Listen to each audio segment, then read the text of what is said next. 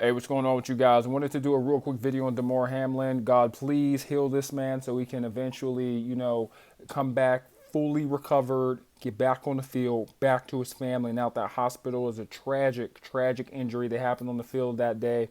I would also want to talk about the sport, because Damar Hamlin came from McKees Rocks, so I'm from Pittsburgh, so he's extra important in the town that I'm in. He's on the news more heavily here than any other city because he is a Pittsburgh native.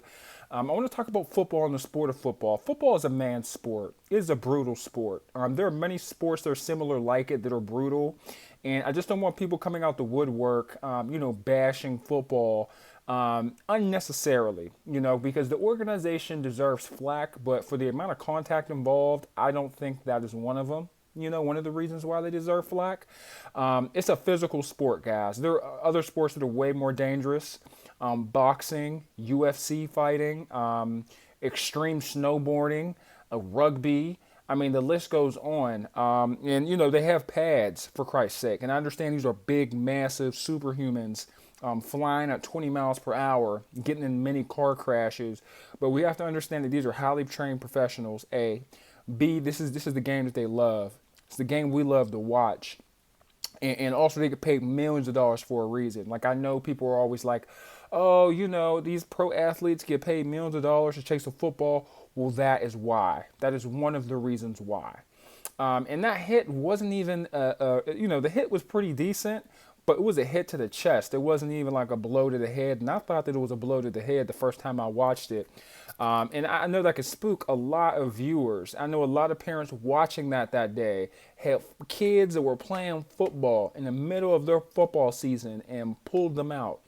I even had to have that conversation with my girlfriend. We have a child together, and she was like, "EJ's not playing football," and we had to have a talk. I'm like, EJ wants to play football. This is what he wants to do. I'm gonna let him. I'm gonna encourage him. I'm gonna boost him. I'm gonna gas it. Especially because football gives the most scholarships for college than any other sport. So we can't really, shun or shut football out or the NFL organization out either. They have taken a lot of precautions to prevent these injuries. Even changed the rules of the game to the point to where fans are upset, fans are making jokes. The quarterback jokes where they're like, "Oh yeah, the quarterback should wear a tutu because that's how soft we're getting," and a quarterback will get sacked and it'll be unnecessary roughness. And then, people are always like, oh, he didn't tuck him in. He didn't tuck him in and sing him and read him a bedtime story before he laid him out. So, that's 5 yards back. There's all those jokes, it's all in good fun, that's what makes a good rivalry. There's heat, there's tension, there's anger, there's you just dislike each other. So this is the beauty of a rivalry is, and that wasn't even a rivalry game. That was just a normal game. But the NFL can get pretty nasty. It can get pretty ruthless, pretty tough. And this is a man's game. Not to be sexist or anything, but it is. There's a reason why there aren't any women that play in the NFL because that the amount of damage it does to your body, I don't think women could withstand.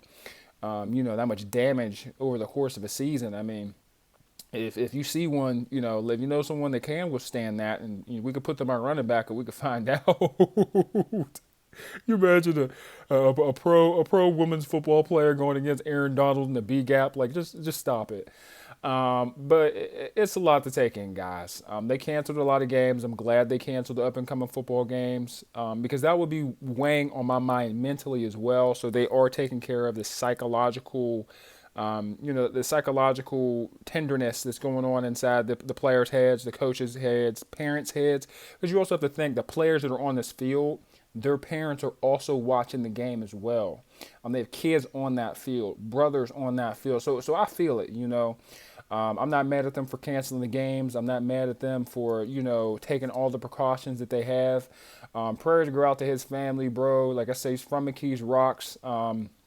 Here in Pittsburgh, like, it's hard to get big in anything out here in Pittsburgh. Music, entertainment. Unfortunately, a lot of our athletes leave once they become successful, or my apologies, not our athletes, our celebrities leave. And he is considered a celebrity, and they don't come back. They build elsewhere. They go to California, they go to Florida, and dude was coming back to McKees Rocks quite frequently. His family, loved, his family really, really loved him. They loved Pittsburgh, and they really did a lot for the community. I just hope he gets a speedy recovery, man. And that's my thoughts on this NFL situation. Let me know what you guys think. Would you let your kid play football? I know it sounds crazy. I love the sport of football, man. I love the strategy as well. That's what I love the most about the game is the strategy. Specifically on defense. I'm a defense-minded person. I love a team with good defense. I thrive for playing defense. Thrive on defense. Defense wins championships in life and in the game. If you can defend yourself and prevent the person from scoring on you or prevent them from doing damage on you in the game, in life, in business, you will be successful for a very long time in your franchise, your organization, your company, whatever it is may be. Whatever group of people that you're leading, if they have good defense, you're going to be really hard to beat. You're going to be a real tough cookie. But yeah, man, prayers to go out to his family, man. Prayers go out to his family, man. Like, my God, I can't imagine you at the top of your game.